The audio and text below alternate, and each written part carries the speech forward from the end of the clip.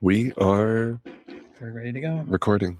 I was going to say live, but it's not true. Okay. Hey everyone, how's it going? I'm Bonnie Violet, transgender queer spiritual drag artist, visual chaplain. And you found yourself on Trans Joy Boise, where we're celebrating, uplifting, and empowering Idaho's trans and non-binary community through events, advocacy, and inclusive spaces of joy like this. And these are my co-hosts. I'm Rachel, Lee Motivated, activist, producer, performer, audience member. Mm-hmm. And I'm Preston, or Pacey, and I am a trans mask, non-binary mental health and recovery advocate. Woohoo! We did it! Yay! It's good to be back. Yes, definitely. Yeah. Yes, I actually got a message earlier from the Devitt's, Michael and Angie Devitt, Eve Devitt's parents, and they were like, "Hey, how are you doing? Wondering how everything is," and was like, "I really miss hearing the podcast. Like, is that something?" I was like, "Actually, we're recording that this afternoon." So I was like, "Well, that's really encouraging," because I think sometimes, I don't know, I feel like we haven't had it up for a while, but I don't know that I've heard a lot of like people noticing, or at least saying it. It's nice to know. It's nice to know other people know. You know. Yes. Yeah, and them, oh my gosh, they're just so lovely, and I really hate that they had to leave, and I especially hate the things that people were saying about them leaving. Yeah, that was just disgusting to me. I don't know that they've officially left yet, but okay. I know that I remember there was like the article and all that sort of stuff, because I'm going to get dinner with them on Wednesday. So I hope they're still in town. Still here. Right. We're still here. Yeah, no, I know that, I believe that's the plan. Be able to figure that all out. But yeah, I was surprised to hear from them, because I had kind of thought they were kind of gone. But definitely great to hear from them. I'm completely ignorant to the whole situation. You'll have to break it down. So the Devitts, Michael and Angie, Michael, right? And now that whenever I get on camera, I feel like I don't know stuff. I start to doubt everything I say. But they have a daughter, Eve, and they wrote a book called Finding Eve. And so they've been involved in the community here for a long time. Eve went to Boise High, has since graduated, and now is living in New York City and going to art school. And so they recently decided to move the family out of the state, kind of again with the bathroom bans. So they decided to move somewhere else. Yeah. People love making mountains out of molehills, don't they? Yeah, you mean about people leaving and having I think your video this week that you posted or made, Preston, really kind of spoke to a lot of that. Like, there is a lot of like mixed, and I understand it. Like, there's a lot of mixed feelings and emotions and thoughts that come behind folks just having to move on to do something different or be in a different space. And I think most of us are like, we love it and we're encouraging and wish everyone the best. And then there's also a part of us who are like, oh, yeah, I see moments like that, and hear stories like that. And for me, at least, it kind of feels like a call to action. It's like, okay, now I know there's a gap that's going to be felt, and like, what could I do to step up to the plate and help? You know? Well, and I think also I think it's just as important that we're connected to the bigger picture and broader community as well. Like, the trans and non-binary community doesn't just end in Boise, or doesn't just end in Idaho. Like, it goes beyond. And so I think being willing to connect with even folks that are outside our local area, I think is really helpful for anyone. I think it's just about expanding our borders, so to speak, huh? Yeah. I mean, we all play our own roles in this, and I think it's, I don't know, ignorant to assume that just because someone's leaving, it means that they're giving up or they're putting all of this on our shoulders. That is not what it means at all. And first of all, like, you can't fight if you're dead. Right. So the first priority for people in our community is to do whatever it takes to survive. And then you can think about fighting. And it's just, really discouraging to hear that from people within the community, just talking so much shit about this to the point that people feel a lot of guilt and shame about leaving. But it's like, if you look at any other instance where there's a potential like genocide, right?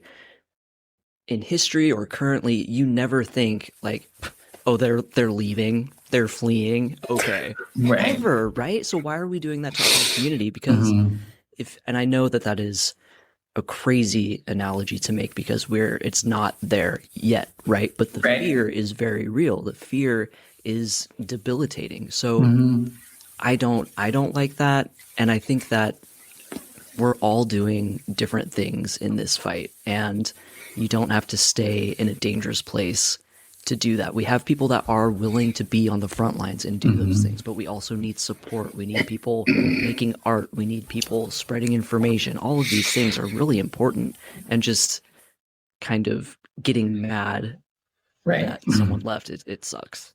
And what's the use in fighting all the time if we don't ever get a chance to just live, and I think it's completely valid and deserve. And like, what else are we fighting for? But then for people to have more liberties as trans people, not only here, but wherever they need to go, and I think it's complicated. As an individual, you might feel like more like, I don't even know if abandoned in like a big picture way, but just in the thought of like people are leaving you.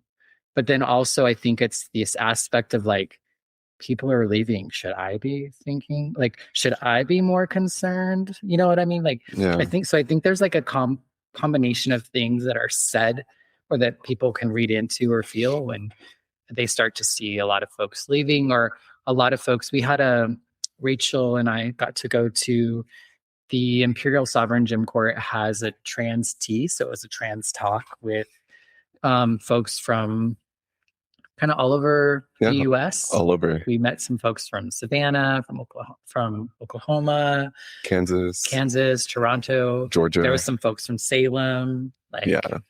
So so it was a pretty nice little like get together. But one of the questions was kind of around this, and so in feeling like people are leaving, it's also some people are just like, I think, isolated and not getting out as much. So I think also there's the challenge of not feeling like we're seeing more of us around as we might have been feeling the last couple of years, because I think a lot of folks are in general kind of taking a step back and not being as visible. And I've even heard, I was talking to one of our elders, and she was saying that a couple of like elders in our community were like detransitioning. Really? Because it just wasn't safe for them anymore.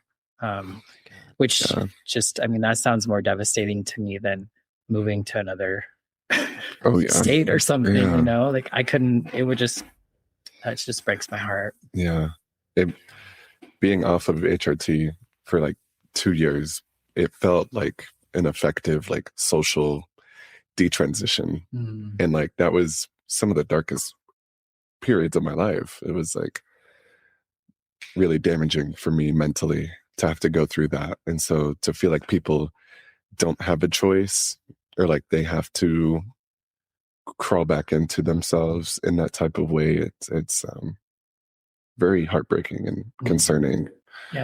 It's going to have some really serious consequences that we're going to be seeing more of, I'm sure, like more drug use, overdoses, suicides, things like that. And it's like, I feel like that's part of the strategy of making things so terrible to be a trans person, or so like how they have limited access to HRT so much. I think they all are counting on that, and they're hoping for that. And it's so sad to see it happen. And so folks, if you are listening and you are feeling like isolated or disconnected, please, and we encourage you to reach out to anyone. There's the trans hotline. There's, you could reach out to any of us. We would do our best to respond back to you as well. And I think the thing that's important too is to realize, don't just reach out to one person. Sometimes, you know what I mean? Like, we have a community, and I think we're not all well on the same day, or many of us, you know what I mean? And so It doesn't have to be something we have to take personal because we're all really struggling. But like, I don't know, to just kind of like take initiative to reach out to others because it's probably just as helpful to them as it is to you. Oh yeah. Yeah. I think so. It was funny when I posted that, I got some people that were thinking that people were saying things to me about leaving or like abandoning them. And I was like, I went the full opposite way. I'm not in Idaho now, but that's to go to fucking law school so I can go back to Idaho. Right? So it kind of made me laugh. I was like, I appreciate your concern, but if people are saying that about me, they're very misinformed because... And they don't know you.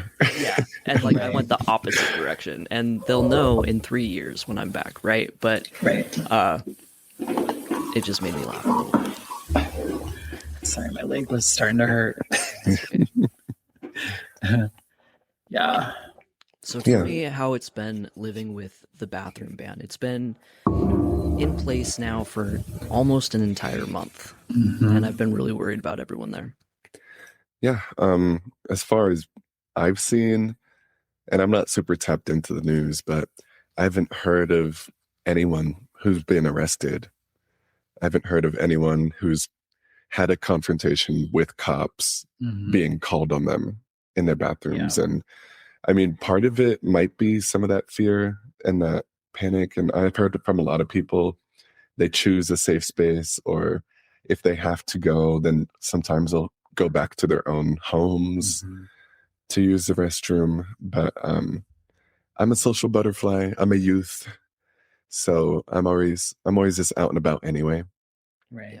I haven't had any weirdos. I haven't had anyone try to follow me or record me in the bathrooms.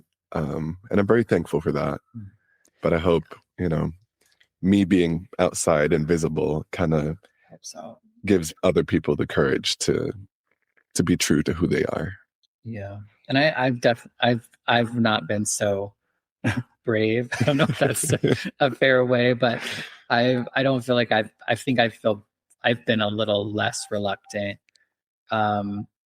Like when we were at the hotel the other day, I was like, "Ooh, is there a restroom?" Like, and trying to figure that out. And there was an all gender restroom on like the second floor, so I was able to go find that. And it ended there was one at the hallway around the ballroom. Yeah, and I saw there was some by the pools, and I was just like, "Oh, that's so like I don't know." It's just I hate that those are like for me. Those are the things that I'm having to think about. Is like what are like I'm just gotta fucking pee. Right? Yeah. Like, I am uncomfortable. I don't want to just go somewhere, go home. Like I'm planning on going to brunch. I'm planning on doing these things. Like, but I drank all that Flying M coffee. Straight to the bladder. So I was like, I needed to, and then I went to see Michael with my partner at the theater. And we went to the Overland Park one, and they have a church that meets in there. And so like a couple of the advertisements at the beginning are like about finding Jesus and stuff. And I was like, okay. And then, but it was a cheap ticket. And so then the popcorn and soda seemed cheaper too. So usually we split a drink and we split a popcorn. Yeah. And they had two drinks and one popcorn deal. So we went ahead and did that. We got mediums, which were freaking huge. And we both drink our sodas up like immediately. And then we both had to pee about in the middle, and he got to get up and go. And I was just like, I can't do that. And I maybe could have like navigated it somehow, but I was like, it's not even about like the police or the law.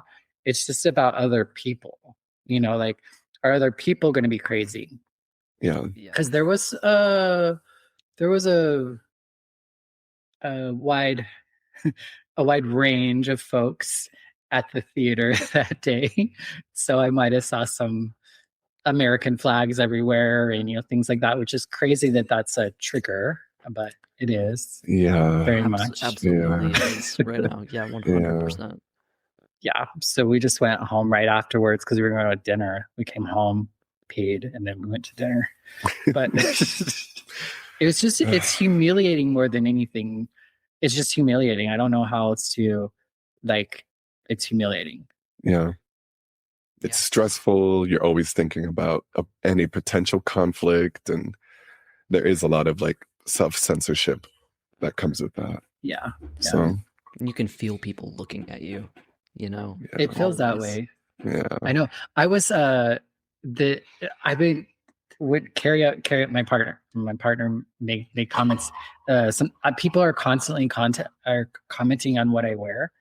And they're like, "Oh, I love that dress." Oh, no, no. I was like, so I sometimes I wonder if people are just they recognize I'm trans and they want me to feel comfortable in the world, and so they're like making a nice compliment. Because I'm like, do girls do that to other girls? Like, I don't. Maybe, yeah. They do, yeah. Okay, yeah. Okay, cool. Yeah, they do. I feel like it's probably both, though. Just girls, because girls are so like that.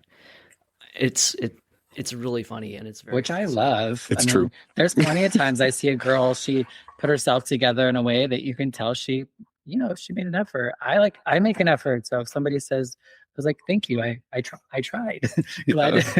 Glad you noticed. Sometimes you just don't want to be bothered by it because it's not necessarily for other people, but right. Yeah. But that's I feel like it's both probably, because I feel like it's the equivalent of someone wearing something rainbow if they're not queer, just to be like, hey, you're safe with me. Yeah. Like if you're in the bathroom with me, like you're going to be okay because I'm here, kind of thing. Like I have a classmate who was raised LDS and has since left the church, and he goes so far out of his way to make it known that he's an ally. Like he's married, he has a kid, but he has like a progress flag on his laptop, and I'm just like, that's so cool, because especially if we're talking about our past and he's like, oh yeah, he says something that for people like us, it raises a red flag. We're like, oh, that's extreme religion, that's maybe dangerous for us. He goes so far out of his way to be like, but I'm not, I am a safe person. You are safe with me. And that's invaluable, especially in like a new place. Yeah. That must have felt really good to get to know him and understand that he's real about it, and he wants better for everyone. Yeah, which kind of leads me to also, a lot of allies will watch us and listen to us, and I think a lot of times allies ask, well, what can we do in this situation to support you? So, do y'all have some ideas or suggestions that you would have for our allies on how they can support us as trans people? Well, do you remember in the bathroom? Do you remember a few years ago they had, God, I feel like it was even before everyone decided they hated trans people, when there was this campaign of like, you can pee with me or something like that. And they were wearing shirts and all this stuff. I think for me personally, it's like being willing to walk to the bathroom with me to make sure that it's okay. Or like my buddy, my closest friend here, just had a birthday, and we were talking about where he was going to go, because he's really into pinball, and apparently you can be like super into pinball. There's new tournaments and shit. Didn't know, but where we went, he's like, before he said, I've never thought about the bathroom situation before, but the bathroom is sketch. Like the men's room, it doesn't have a door for the stall, but everyone will use the women's room. Like I use the women's room, and just gives me the whole rundown on the bathroom situation. And I really appreciated that, because he had never considered that before, but knowing that I was going to be there, he thought about it and gave me a heads up.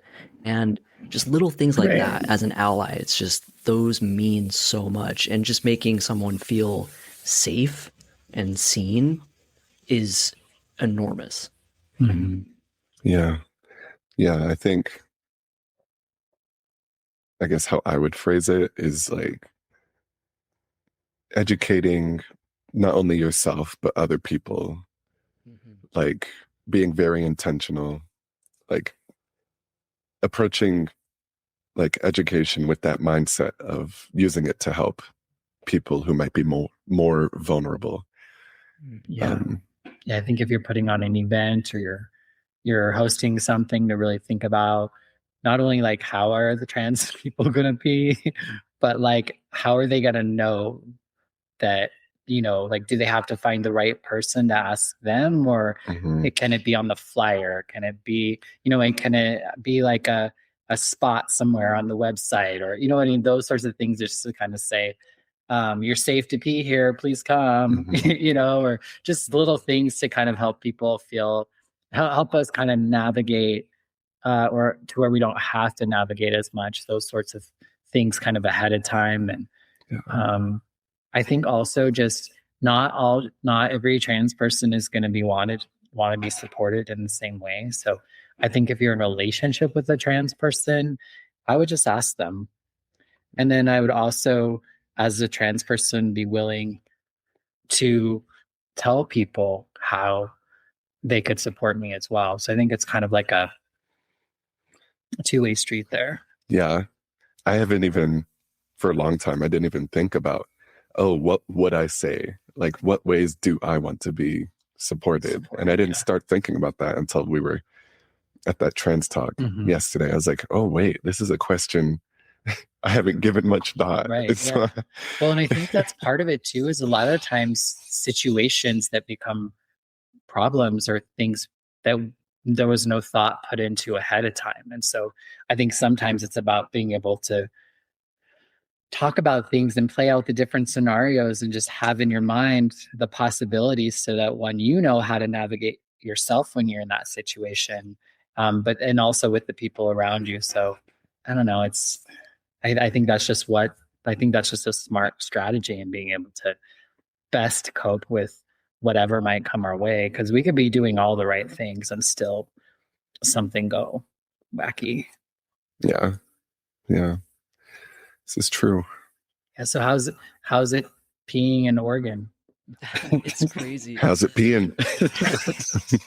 One thing that I noticed immediately when I got here was a lot of places have gender neutral bathrooms, like places that you wouldn't really expect. Like Chipotle has gender neutral bathrooms, and it's like Idaho would never.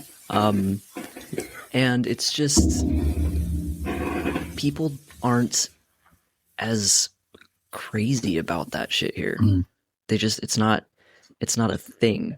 It's normal. It's just the norm. Yeah, people are just like, oh, you're a person. You're in the bathroom. That's fine. Right. You know, it's not a big deal. They're worried about different things here. But, you know, on the flip side of that, because it's not a big deal, there aren't as many resources here as Idaho, because people, it's okay to be like that here. Right. Yeah. They don't have to think about it as much. There's not a lot of consequences that potentially follow, you know, those types of interactions. Yeah. Like even my school has gender neutral restrooms or gender neutral options. Like, that's great. It's just, it is not Idaho. Yeah. Which is probably the best thing about it. Yeah. Well, and they said, like, our neighbors, Oregon and Washington, there are some of the better states for trans and non-binary folks.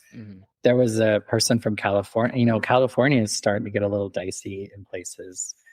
Even though they do so much, there's still kind of this potential for things to really shift, especially once elections come. But I need to be, speaking of education, I need to be learning a little bit more on what's on the ballots this time around. Top one. It's stressful. There's a lot of like really small conservative towns in California too. It's not all good. Just like Oregon. Ironically, the closer you get to Idaho, the worse it gets. Like Idaho is contagious or something. Is there something in that? I don't know. Maybe it's pure coincidence, I'm sure. Sure. No further type of explanation or No, just that. context. Just nature's curiosity, I guess. It's ridiculous. It'd be great to hear from folks too. If you are listening, what's your experience been? Put them in the comments or DM us, that sort of thing too. So we should bring back "You Can Pee With Me." The what? You can pee with me? That's kind of fierce. That's kind of fierce. I remember like the entire cast of It's Always Sunny in Philadelphia were like photographed at Pride wearing those shirts and stuff with like rainbows all over them. That's like, cool. We need to bring that back for sure.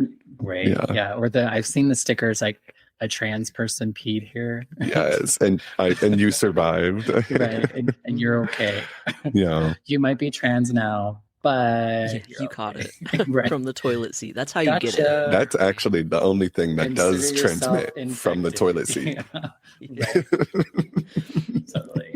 Yeah. So we have some big news that we just announced. Oh, we did? Yeah, we have an event coming up. And Bonnie Violet is just finding out right now. You're watching that live in real time. I've just been sleeping in the meetings and stuff. Yeah. Meetings, so I didn't know. Tell us about that. What do we have coming up? Yeah, so we're getting ready to host the 3rd annual Trans March in Boise. It's set to start September 18th. Everything's up on the website. Folks can sign up to be walkers. You can sign up as a group. You can sign up to volunteer. You can, I don't know, you can give us money. You can get your work to sponsor. There's a lot of different ways you can interact with the march up until even the march. The march is now a couple months away. So there's a little bit of work that we all can put in to make it until then. We're still fleshing out a lot of the details. We're definitely going to have a march. We're definitely going to have a rally. Last year we had an after party that we're looking to do as well this year. And then we're hoping to have a little bit more additional programming. But that will have to kind of keep everybody abreast. She said abreast. Yes, abreastedly.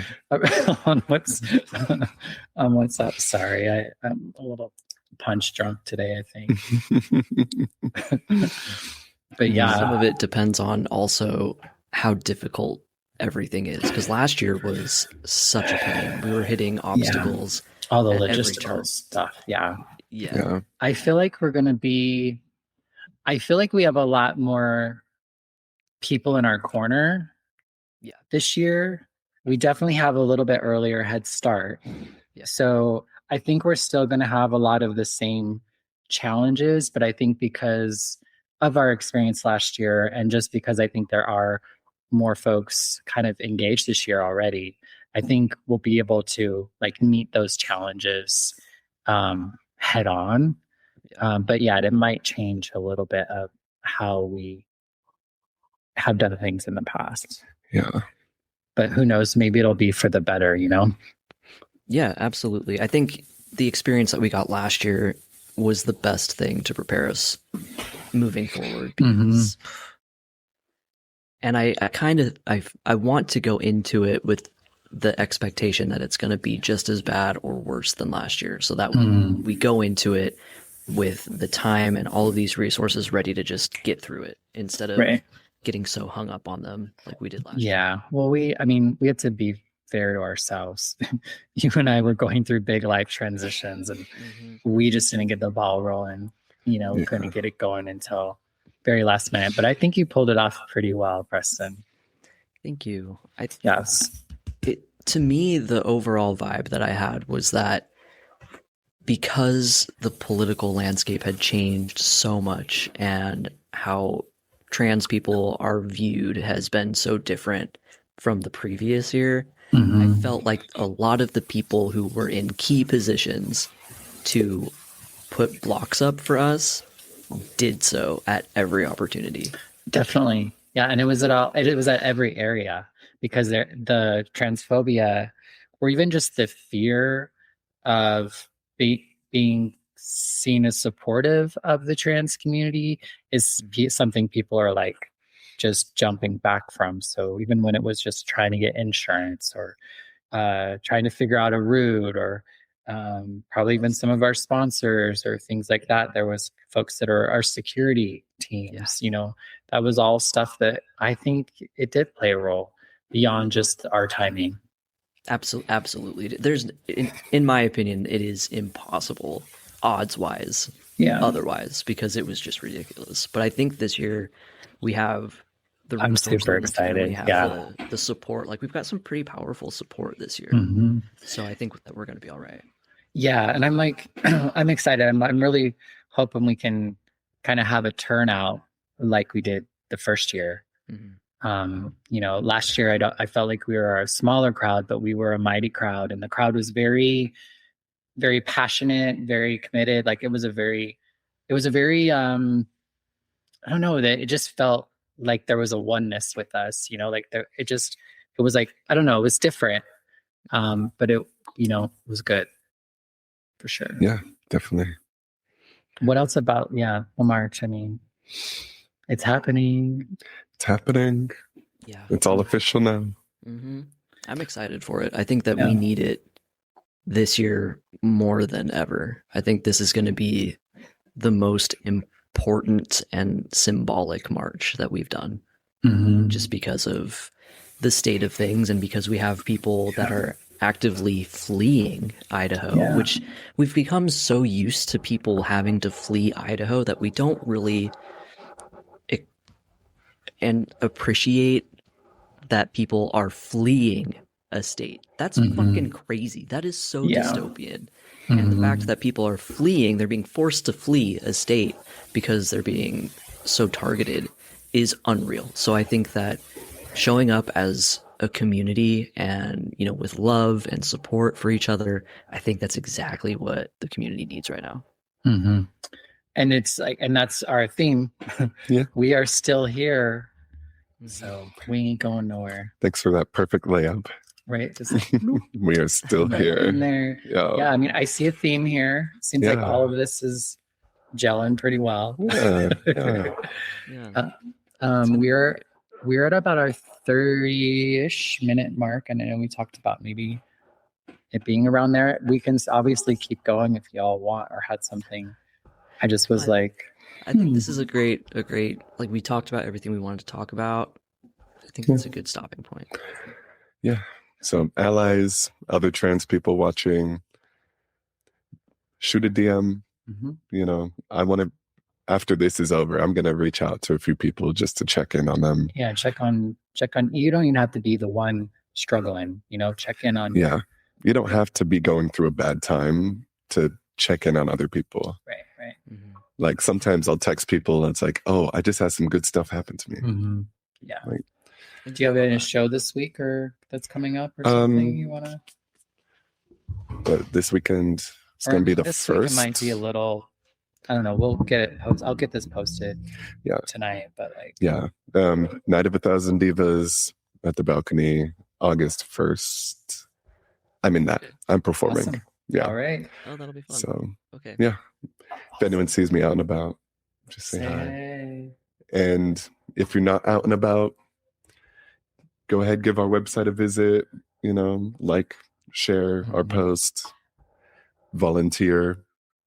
Exactly. Yeah. And just reach out to us. I would love to hear from some of the people that listen to this or go to the march or watch any of our content. I just want to feel more connected to everybody. So agreed. Yeah.